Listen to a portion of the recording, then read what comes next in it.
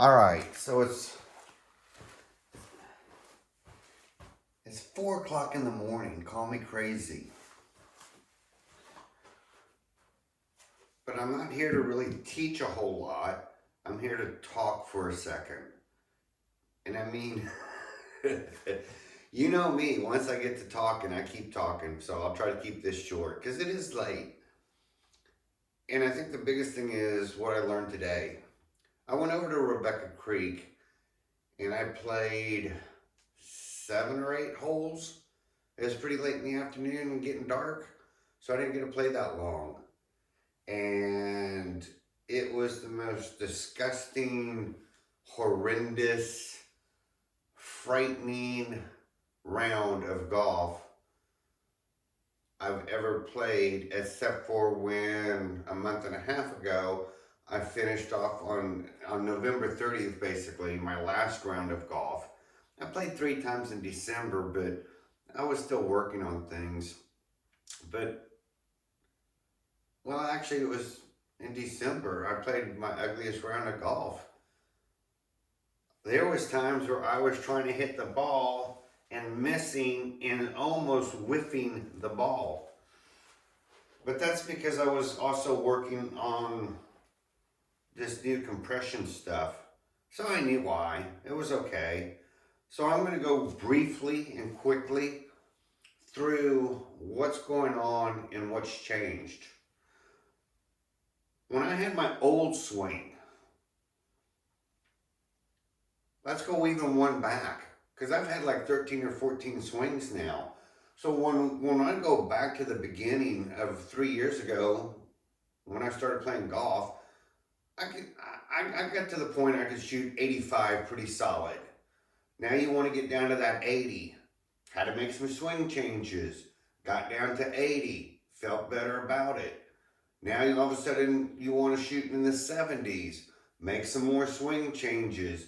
Keep getting down. Keep getting the score down. Keep getting the score down.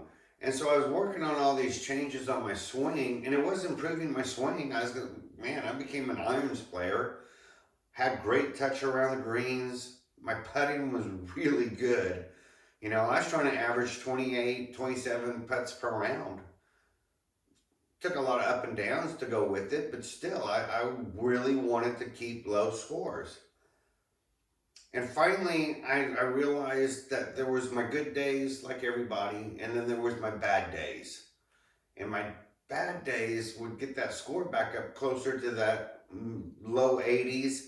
And a really bad day, I mean, I could shoot 85 if it was windy and my heart wasn't in it, and I just wanted to play every day.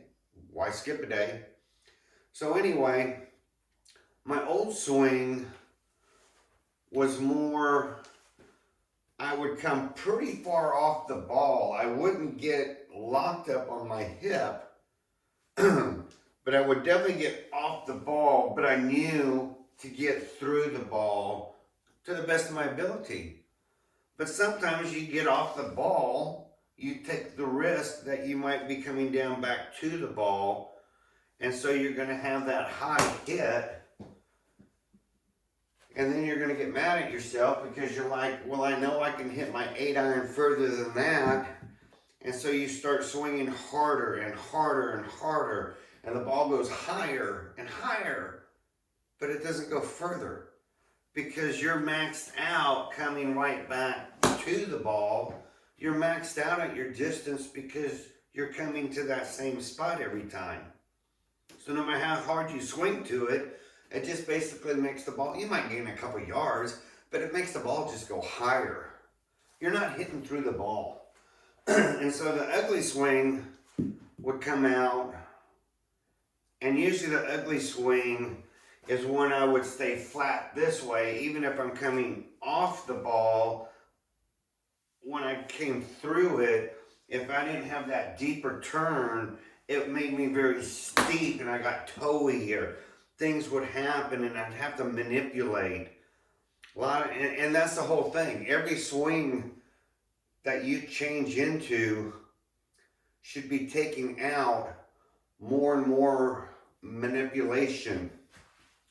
But that ugly swing of mine, the old swing of mine, was kind of like if you put your hand in a if you're in a swimming pool and you got water around you, and you put your hand in the water and you back it off real quick, you get that air bubble of cavitation.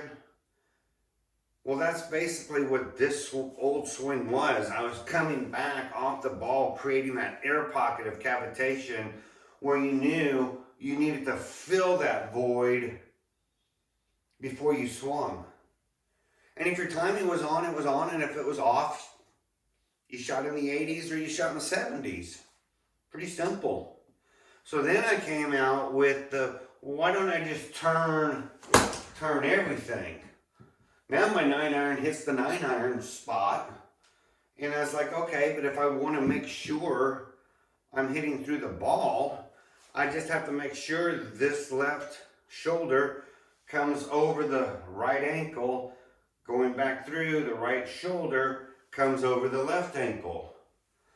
And so the turn everything, lowered my ball flight down, made sure I hit through the ball. I broke par.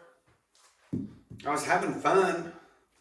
It was a pretty straight, easy shot. Turn everything. Man, you were hitting straight. Maybe a little high, maybe a little low. Depends on how well you got through the ball. You were hitting straight. So think about all your wedge work around the greens. You had your little wedge there, man. You're just going wham, wham, and that ball's straight. So that was good stuff. But then I was like, well, how can I make sure I get through that little ball more often, and on my turn don't get my weight back here because I'm still sliding back. So sometimes I'm thinning shots because I'm not getting my weight back to where they need to be. So my club's kind of going up when it should be going through. And so then I came out with the, let's go back and chase compression. And it's fun. I'm playing golf every day. I took December off and I haven't paid my membership this month yet. But I plan to. So if I do, I'm going to be out there 5-6 days a week. Some days I play 2 rounds. So you eventually just get to the point where you play every day.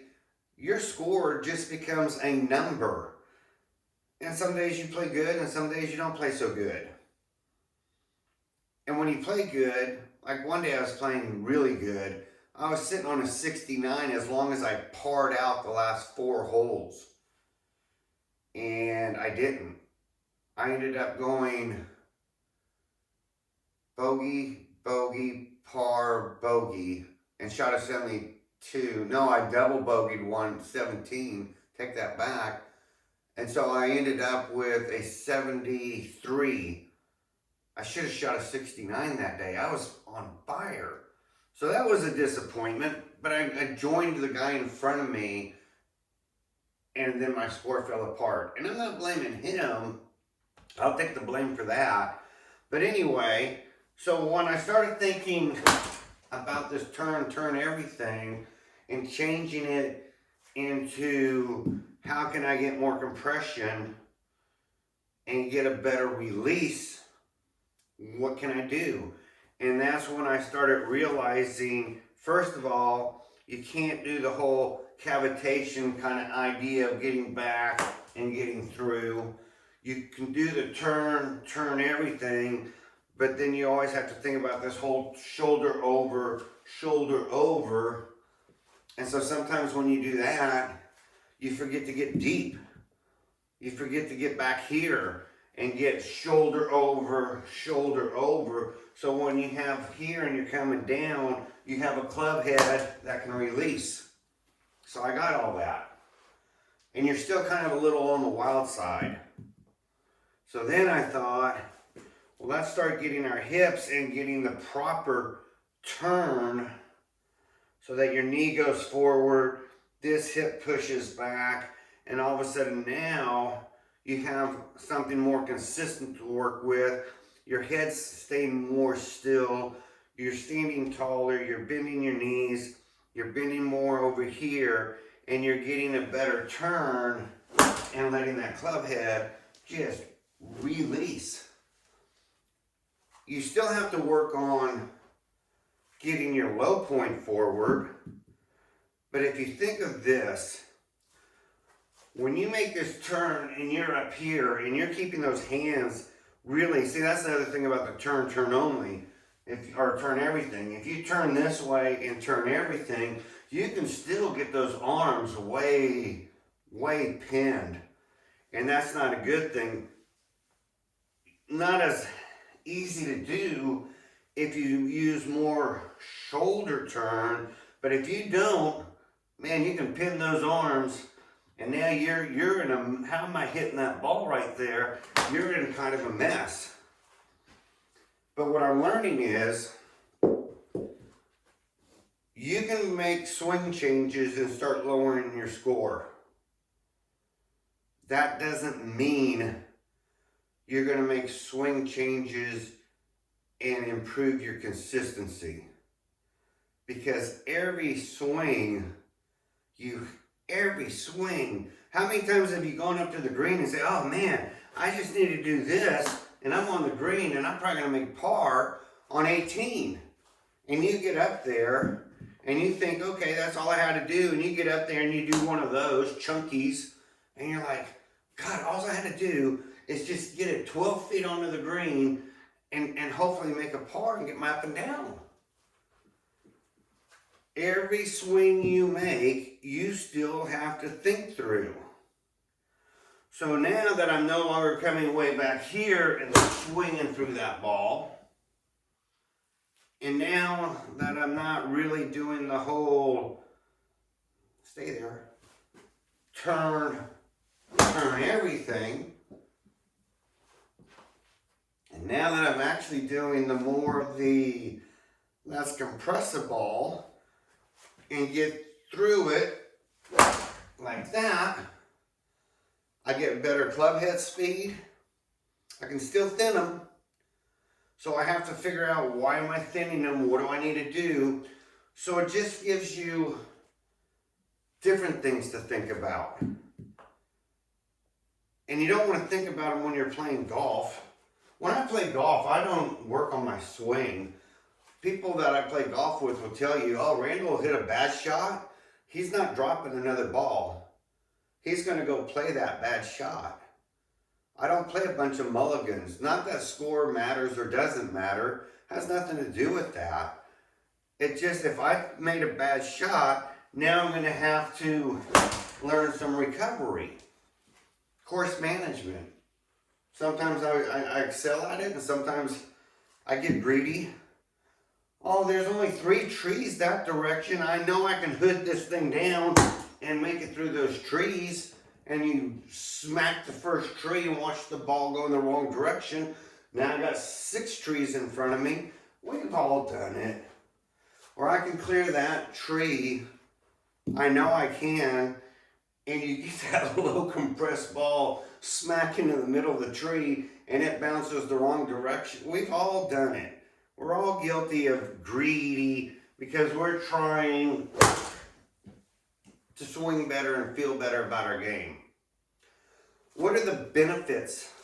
The benefits of going from a turn everything to this new, talking about compression, trying to compress the ball. One of the things it taught me, and really I have to think about, is I used to, even on the turn everything, I knew I had to keep my shoulder under my chin. And so you really want to kind of hold your chin out so that that shoulder can pass through. But see how I can get so caught right here on a turn everything. That's really my old swing of cavitation, pulling off the ball and then having to hit through the ball. And that hurts the back after a while when you're shifting that much around. And so the new swing, you should be able to catch yourself before that happens. You're turning here. So if you're feeling yourself that coming up, you're going to feel it on this side of the knee. If you feel everything in here, you're golden. But if you start feeling some pressure all of a sudden in your knee area, because you're coming off of it and you feel this and not this, you should stop and reset yourself before you take your swing and go, okay, am I making sure that I'm doing this correctly and coming through? Now, here, you can't have your hands, well, you can learn how to have your hand, but if you're still doing the old major big takeaway, you've skipped some steps. You need to get here, you need to address, you need to square your hips. If you don't square your hips and you get here, you think you've turned 45 degrees and you've only turned 22 and a half. If you square the hips and now you start getting back, now you're at the 45 degrees and you've kept your weight further this way. And that's why I said get on your toe if you have to and just barely get it down so you can start feeling how to hit into the ball and compress the ball. I think that that's one of the best exercises. Notice my mat today. I'm going to move this up a little bit. If you start putting that ball right toward the edge of that mat and you make a good swing, you want to do the little toey thing just to make sure you're going to come down and get here and release. You should be missing the mat if you're hitting far enough in front of the ball. God, now you're not even using your mat is almost like a tee. And you're never going to wear the mat out. Don't stand on it. You'll never wear it out. Whoops. So what causes those? That's what I had today at Rebecca Creek. I had one after another after another. And I finally realized, I was like, oh, Randall, you're so used to coming out here to the golf course and you're used to this old swing and getting through. And now you're trying to do this new swing. So part of you has already started it, but the old part of you is still way out here and you can't make this turn. There's no way you're going to be way back here and get through it. Not unless you get those hips completely open. So when I'm hitting shots almost into my window or sticking shots into that cardboard, it's really because I'm not turning with my body. I'm still using my arms. And that arms gets deadly. But if you turn with your body and come through, you're going to hit a straight ball.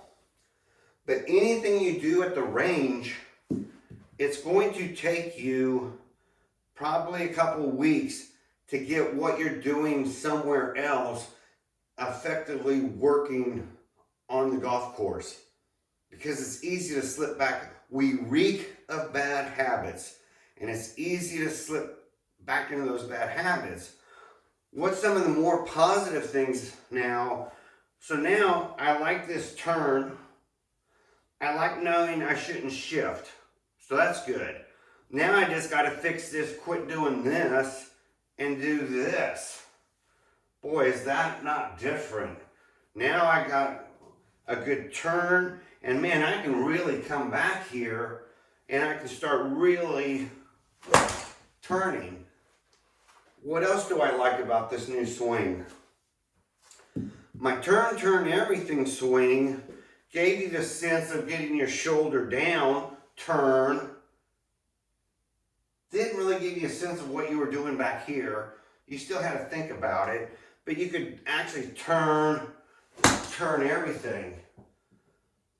But you weren't going to be, unless you disciplined, you weren't going to be the most consistent with just a turn everything.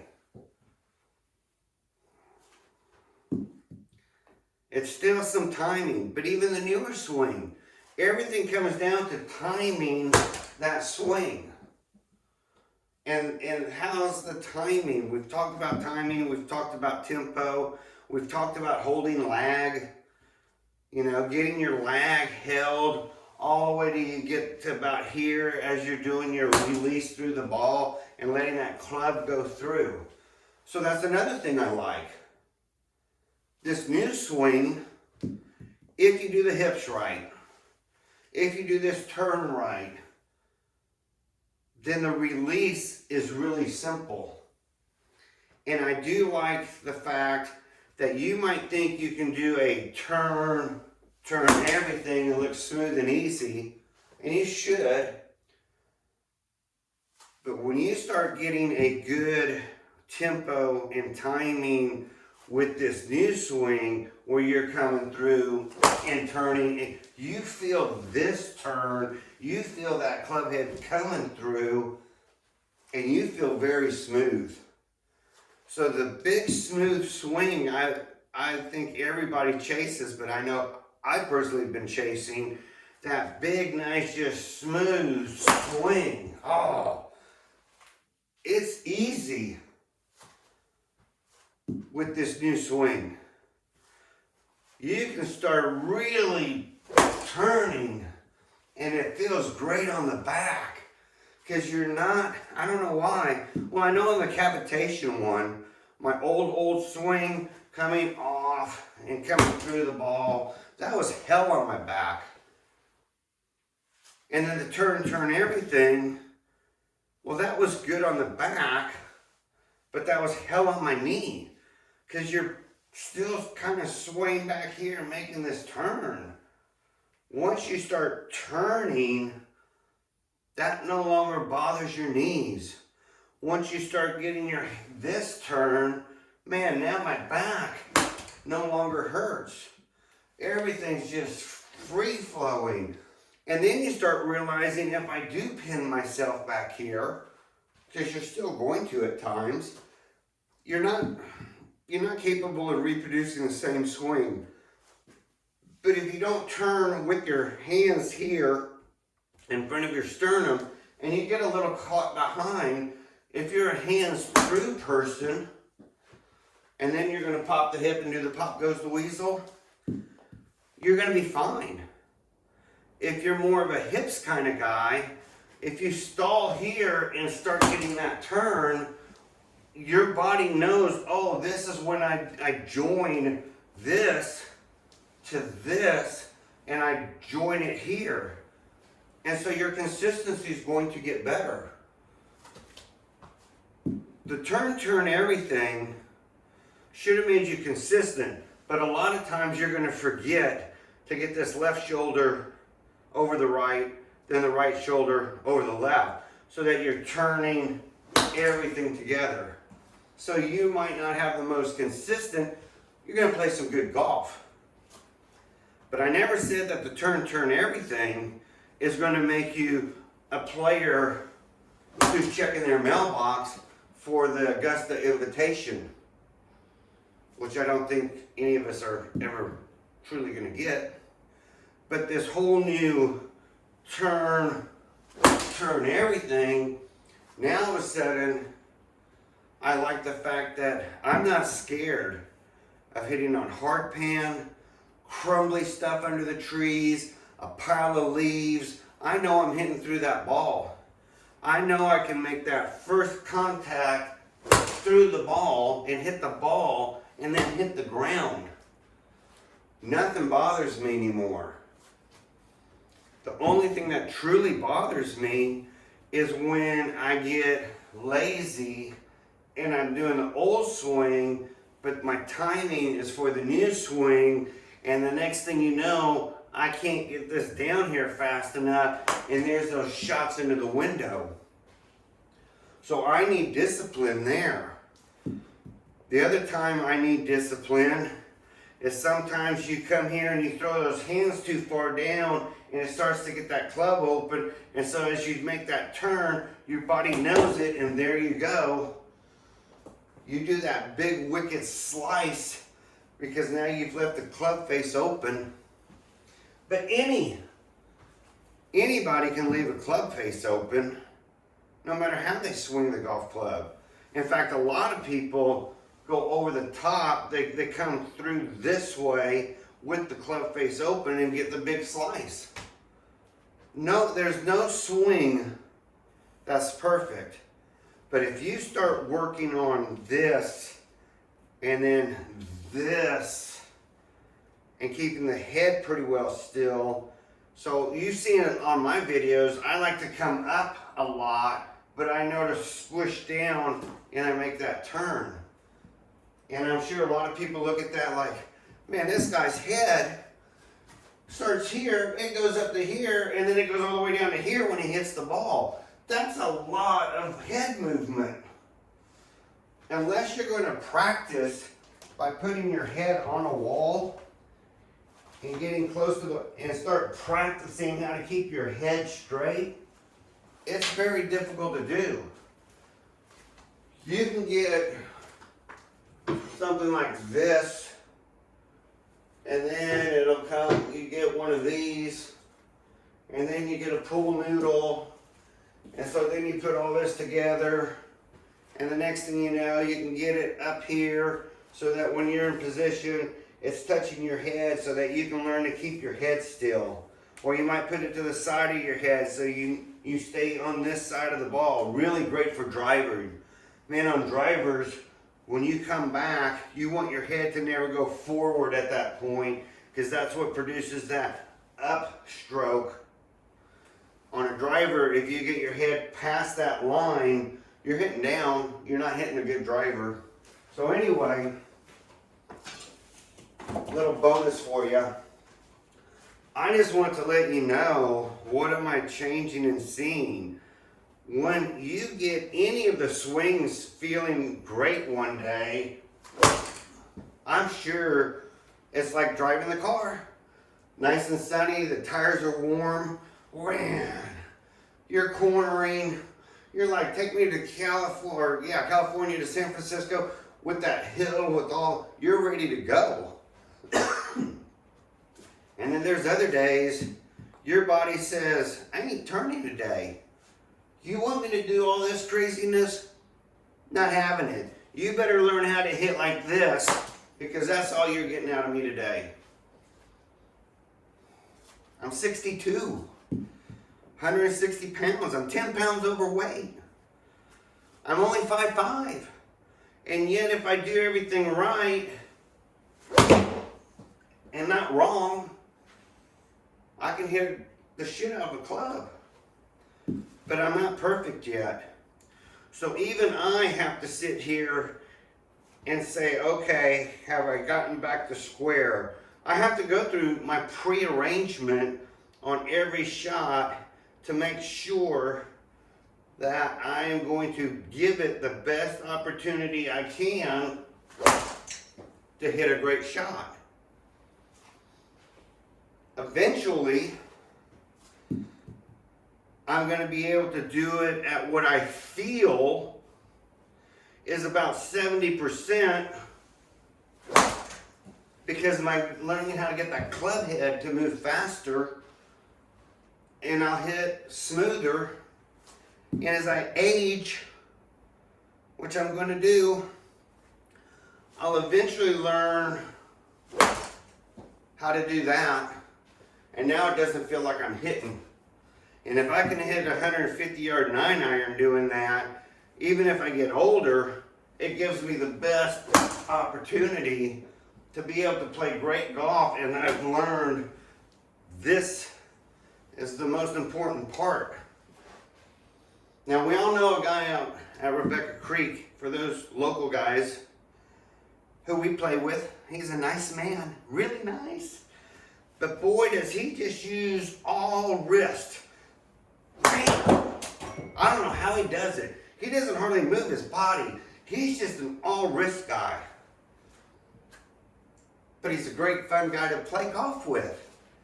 But I'll tell you one, and I'm not mentioning his name obviously, but I'll tell you one thing about him. He wasn't always just all wrist here. He and I've talked. He had a good swing and learned how to release that club. And that's the one thing he still knows how to do. So he goes out there every day to play, except for weekends, because he still remembers how to get those through. He just can't get all this part as well as he used to, and he can't get this part because he's not as flexible. But that's why he does what he does. And you can see he pretty well knows, even though he knows that's his limitation, the best thing he can do is just flip those wrists. He knows distances. He knows if it's going to roll or not. He knows how to play those shots. I asked him one day, what are you trying to accomplish out here every day? You're here every day. Are you trying to improve your swing, or you just enjoy playing golf? And he goes, Randall, I just want to shoot 85 every day. Some days I shoot 92. Some days I shoot 80. All I want to do is come out here every day, and I want to do my thing, and I want to shoot 85. And I think that's wonderful. He has a great time out there. So you have to decide, if you can play a pretty good game, I mean, shoot high 70s, shoot around 80, put the heart pressure on you on 16, 17, and 18. I think I can shoot a 76 today just by simply doing the whole turn everything. Do you really want to chase learning all this other stuff where you start really working on the final part of it, so that now you have to do that, but you can hit really great shots? The good news about my little exploration party today at Rebecca Creek, put a wedge in my hand and everything. I was hitting 9 irons comfortably at 100 yards out. That's 2/3 of a swing. And landing on the green and sticking the green. And then my wedge, anything from about, I don't know, 50 yards in, 35 yards in. Man, I had that wedge working. I was able to hit things like on number 9, you know how we got the hill going up, and here's the cup, and I'm over here by the cart path, pin high, and hitting onto the green and letting it roll down to the cup and be about 6 inches away, because I knew I was so comfortable with that wedge and my swing, where I was still working on getting here and getting the hips to go, and just a nice smooth swing. It's almost the same for the wedge and the whole turn everything. It's almost the same. I'm just using and starting to train my legs, because I want this. I'm training my legs to do this part. This I don't even feel anymore, so that I can come through and I can hit real, man, it flies off the club head. Flies off the club, hitting through the ball. Nothing to think about. And I always told people I wanted to get my legs to do the work, especially on the little chips, so I can learn how to control distance. Because then you can put your feet closer together for the littler ones and start getting them and be nice and smooth. And then you can get, for the further ones, your feet a little bit further apart. Now you're going to get a little bit more through the ball, because you're coming back and through. And then you start working with your irons, and all of a sudden now you're going to feel that coming up here, coming through, and getting that release. And it's almost free. If you relax by then, if you learn how to use your legs and turn those shoulders, and you relax by then and can let that club just fly, there's no pressure on any part of your body. And that's why I want to learn this new swing. I really want to learn how to get that going. And I was getting bored with my swing everything. And I needed more video content. I don't know, let's put the blame on something. But honestly, all of them take practice, timing, tempo, sync, work, and more work. But I think once you start getting a good swing, and you spend a little time on it, or at the putting green, maybe a little bit at the range, hitting balls in the backyard, you get a lot more time just playing golf with any of the swings. You get a lot better chance for lower scores as you start taking all the manipulation out of a swing to get to just a nice, easy, repeatable swing. But the only thing that's going to make my swing that I'm working on, this one, repeatable, for right now, I kind of got to run from my ankles to my hips, to my pre-turn, to how am I doing here, to where my hands, am I letting this push me this way while this pushes down? Am I holding the lag? And then eventually I can feel comfortable enough, but I like the fact I can throw this club back there and just come through. Now, do I want to lean further forward and hit really in front of the ball? I mean, come really, I don't know how many people need to take a 52 degree, and I can now get it, flight it down to not just a 5-iron, I can flight a 52 degree down to a 4-iron, and you can tell that ain't no blade or thin shot. You can tell that ball's going somewhere.